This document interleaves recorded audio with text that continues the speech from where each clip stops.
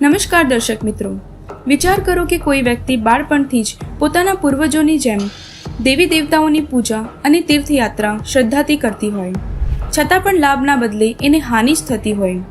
સુખ શાંતિની જગ્યાએ ગૃહ કલેશ હોય, પિતા વ્યસનમાં ડૂબેલા હોય તો એ શું કરે? કંઈક આવી જ વાત છે સુરત જિલ્લાના રહેવાસી વસાવા પ્રિયંકાબેનની, જે બાળપણથી જ પરિવારમાં પ્રચલિત શંકર ભગવાન, કાલી માતા અને અન્ય દેવી દેવતાની પૂજા સાથે પગપાળા તીર્થયાત્રા પણ કરતા હતા. છતાંય એમની આર્થિક સ્થિતિ એટલી કથળી ગઈ હતી કે ક્યારેક ભૂખું જ સૂવું પડતું અને પિતા જુગાર, દારૂ અને તમાકુના વ્યસની થઈ ગયા હતા. પરંતુ આજે પ્રિયંકાબેન કહે છે કે જ્યારથી એમણે તત્વદર્શી સંત રામપાલજી મહારાજ પાસેથી સદભક્તિ પ્રાપ્ત કરી છે, ત્યારથી એમની જિંદગી જ બદલાઈ ગઈ છે. તેમની આર્થિક સ્થિતિ સારી થઈ ગઈ છે. પ્રેગ્નન્ટ અવસ્થામાં થયેલ એક્સિડન્ટમાં તેમની અને થનાર બાળકની રક્ષા થઈ તથા અસાધ્ય બીમારીઓ અને ભૂત પ્રેતની બાધા પણ દૂર થઈ. દર્શક મિત્રો, પ્રિયંકાબેનની જેમ આજે હજારો લોકો પારંપરિક ભક્તિ છોડીને સંત રામપાલજી પાસેથી સાચી ભક્તિ પ્રાપ્ત કરીને અનેક લાભ મેળવી રહ્યા છે. તો ચાલો હવે સાંભળીએ પ્રિયંકાબેનની પૂરી કહાની એમના જ મુખેથી.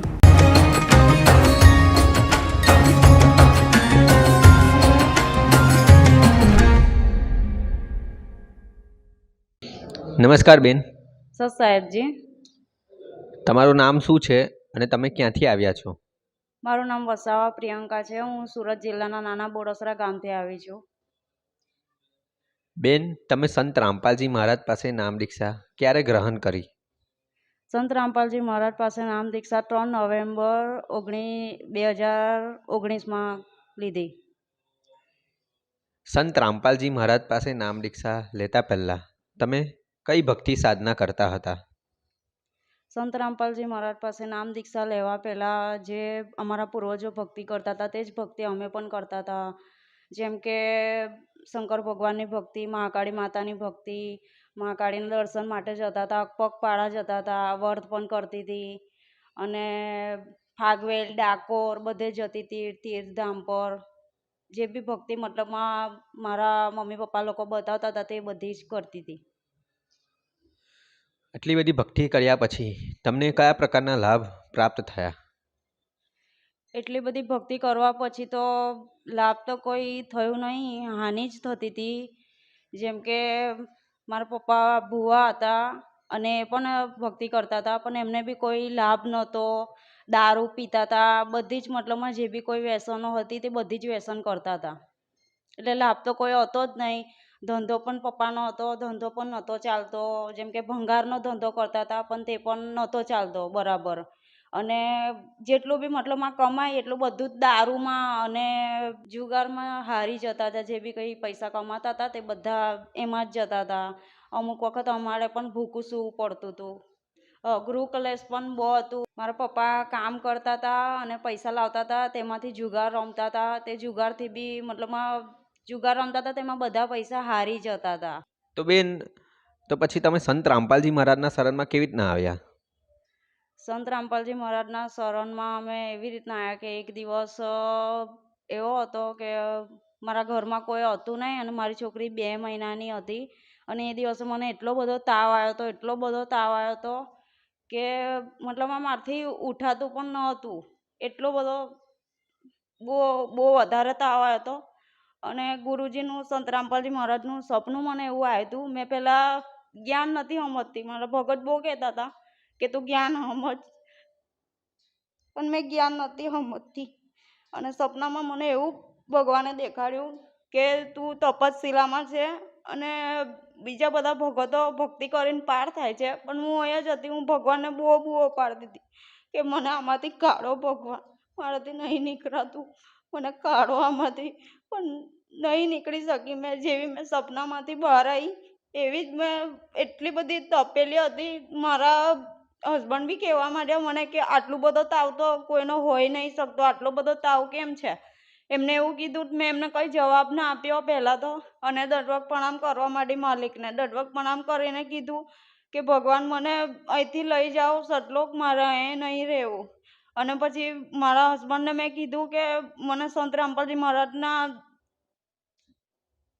દર્શન માટે લઈ જાઓ, મારે જવું જ છે કંઈ બી હિસાબે. તો પછી મારા ભગત થઈ મને લઈ ગયા અને નામ દીક્ષા અપાઈ. આ રીતના હું સંત રામપાલજી મહારાજના શરણમાં આવી. સંત રામપાલજી મહારાજના શરણમાં આવ્યા પછી તમને કયા પ્રકારના લાભ થયા છે? લાભ તો બધા બહુ થયા છે. પહેલો લાભ તો એ જ છે કે સંત રામપાલજી મહારાજના શરણમાં મેં આવી ગઈ. અને એક લાભ એ છે કે પહેલાં અમે મતલબ બહુ જ ગરીબ હતા. બહુ જ એટલે કે ઘરના પણ ઠેકાણા નહોતા. આમ કોથરા બાંધીને રહેતા હતા એવું કે તો ચાલે. એવી રીતના બહુ જ એટલે બહુ ગરીબ હતા. અમારા જે હસબન્ડ છે તે 10 રૂપિયાના સમોસા લાવે, 2 સમોસા લાવે અને એ અમે એક લઈને ખાતા હતા. એટલા બધા ગરીબ હતા, એટલા બધા ગરીબ કે કોઈ અગર 2 મહેમાન આવી પણ જાય ને તો અમને વિચાર કરવો પડતો હતો કે હવે કઈથી લાવીએ. કોઈ ઉધાર પણ નહોતું આપતું અમને. અને નામ દીક્ષા લેવા પછી અમને એટલા બધા લાભ થયા કે જેમ કે એક દિવસ અમે સંત રામપાલજી મહારાજના સત્સંગમાં જતા હતા. તે વખતે એવું બન્યું અમારી જોડે કે અમે ખાવાનું મેં બનાવ્યું. અમારી પાસે પૈસા તો નહોતા પણ જેમ તેમ કરીને લાવીને અમે ખાવાનું બનાવ્યું. તે બનાવીને પછી મને કૂતરાથી બહુ જ નફરત હતી. તો છતાં મેં મારા હસબન્ડે કીધું કે બહાર કૂતરું આવ્યું છે, રોટલી આપી દે. તો મેં એ રોટલી એમને આપી. મેં તો ના પાડતી હતી કે મારે નહીં આપી, પણ તોય મારા ભગતે કીધું કે આપી દે, તો મેં આપી એને. તે પછી અમે કૂતરાને રોટલી આપી અને એવી રીતના એ રોટલી કૂતરું 7 રોટલી ખાઈ ગયું. 7 રોટલી ખાયા પછી મને મનમાં મતલબમાં એવો વિચાર આવ્યો કે મેં તો રોટલી કૂતરાને આપી દીધી, હવે અમે સત્સંગમાંથી આવીને શું ખાઈશું. તે છતાં પણ અમે કશું પણ વિચાર્યા વગર સત્સંગમાં જતા રહ્યા અને સત્સંગમાં ગયા તો ભરપેટ ખાવાનું મળ્યું. અને ઘેરે આવ્યા પછી તે દિવસથી જ મતલબ અમારા ઘરમાં અનાજનું કોઈ કમી નથી. 2 માણસ બી આવે તો એ વિચાર કરે કે આ લોકો પાસે કશું જ નહોતું અને કઈથી આટલું બધું થયું. અને અત્યારે હમણાંની હાલતમાં ગામમાં કોઈના ઘરે સંડાસ બાથરૂમ નહોતું, અમારા ઘરે સંડાસ બાથરૂમ છે. અને બધી જ વસ્તુઓ જે લોકોના ઘરમાં હોવી જોઈએ એ બધી જ વસ્તુ અમારા ઘરમાં છે. પોતાનું મકાન છે, પાક્કું મકાન છે. અને બીજો એક લાભ છે જે મને 7મો મહિનો ચાલતો હતો તે વખતે અમે સંત રામપાલજી મહારાજના દર્શન માટે જતા હતા. તે વખતે મારું એક્સિડન્ટ થયું હતું. એક્સિડન્ટ એવી રીતના થયું હતું કે 80-90ની સ્પીડમાંથી હું પડી ગઈ હતી ગાડીની ઉપરથી. અને મારી છોકરી ગાડીની મતલબમાં આગળ ડિક્કી પર બેઠી હતી. ડિક્કી પરથી અગર મેં પડી છું તો પહેલાં તો છોકરી આગળ જ બેઠી હતી, પણ તે મને એવું થયું હવે એ પહેલાં પાછળ બેઠી હતી, અમે બેઉ પાછળ જ બેઠા હતા. પછી પેટ્રોલ પુરાવા ગયા એટલે એ આગળ આવતી રહી. આગળ આવ્યા પછી મને એવું થયું કે એ નીચે મેં પડી તો એ બી તો પડવી જોઈએ. પણ એ જ્યારે એક્સિડન્ટ થયું તે વખતે ગાડીની આગળ હતી, પાછળ નહોતી. અને અમે એક્સિડન્ટ થતાં પહેલાં પેટ્રોલ પંપ પર અમે ગયા તે વખતે છોકરી મારી પાછળ બેઠી હતી. અને એક્સિડન્ટ જેવું હું નીચે પડીને તેવું જ છોકરી આગળ આવી ગઈ ડિક્કીના. અને હું એટલી જોરમાં આમ પડી, વચ્ચેની પટ્ટી પર પડી હતી. નેશનલ હાઈવે પર પડી હતી, વચ્ચેની પટ્ટી પર. અને મને એટલું બધું પેટમાં વાગ્યું હતું. 80-90ની સ્પીડમાંથી પડવું એટલે કે બહુ મોટી વાત છે ગાડી પરથી. તો મને એટલું બધું દુખાવો પણ બહુ જ થતો હતો. પણ તોય મેં સહન કરીને મેં એવું કીધું મારા ભગતને કે મારે દર્શન માટે જ જવું છે. જેવા અમે દર્શન માટે ગયા એવું જે દુખાવો પણ બંધ થઈ ગયો. અને તે પછી મેં દવાખાનામાં પણ બતાવ્યું હતું કે મેં આવી રીતના પડી ગઈ હતી. તો ડૉક્ટરે ચેકઅપ બી કર્યો મારો, પણ ડૉક્ટર ખુદ વિશ્વાસ નહોતા કરતા કે તું આટલું બધું જોરથી પડી તો તને કશું નહીં થયું. તો મેં કીધું કે ના, મને કશુંય નહીં થયું. ખાલી અહીંયા આગળ આટલી ખરોચ આવી હતી 2 ઘૂંટણમાં અને હાથમાં ખરોચ આવી હતી, એટલું જ થયું હતું. તે પછી મારા છોકરાને નિમોનિયા થઈ ગયો હતો, જે બહુ મોટો નિમોનિયા હતો. ડૉક્ટરને અમે બતાવવા ગયા તે વખતે કીધું ડૉક્ટરે કે આ છોકરો શ્વાસ કેવી રીતના લે છે, અને મતલબમાં બહુ જ વધારે પડતી તકલીફ છે.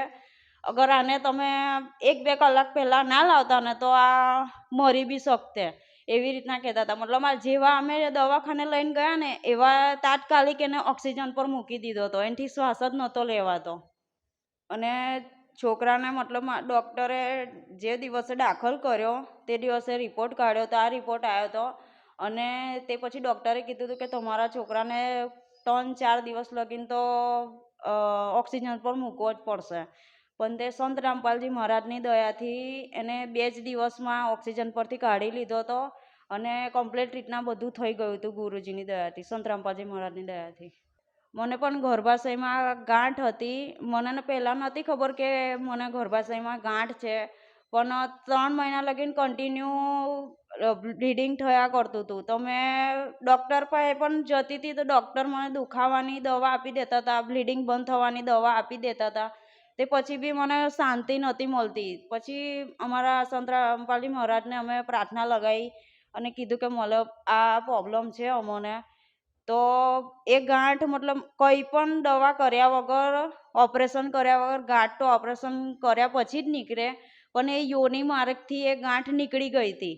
અને તે પછી થોડા નાના બી ટુકડા બચેલા, તે બી અમે દવાખાને ગયા હતા ગાંઠને લઈને. તો ડૉક્ટર કે આટલી મોટી ગાંઠને તમે લઈને બેઠા છો. ડૉક્ટર જાતે વિચારમાં પડી ગયા હતા કે આટલી મોટી ગાંઠ લઈને તમે અહીંયા આવેલા છે એટલે બહુ મોટું વાત કહેવાય. તમે કોઈ બી મતલબમાં કોઈ તમે એવી ભક્તિ કરતા હશે કે એવી ગુરુની શરણમાં હશે, તેમની લીધે જ તમે હમણાં સુધી અહીં આગળ છો. અને મહત્ત્વની વાત એ છે કે એ જે ડૉક્ટર હતો તે મુસલમાન હતો, અને મુસલમાન હતો તોય છતાં પણ એવું બોલતો હતો કે તમે આટલી મોટી ગાંઠ લઈને અહીં આવેલા છે કે તમને સારું થઈ ગયું, હજુ બી તમે એમ કે ચેકઅપ કરવા માંગતા હોય તો કરાવી શકો છો.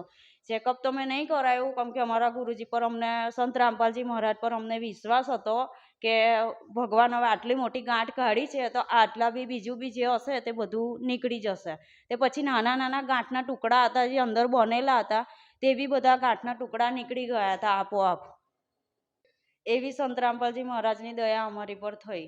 હજી એક લાભ છે જે અમારા ઘરમાં જ્યારે નામ દીક્ષા નહોતી લીધી ગુરુજી પાસે, સંત રામપાલજી મહારાજ પાસે, તે મતલબ ભૂત પેટની બાધા હતી.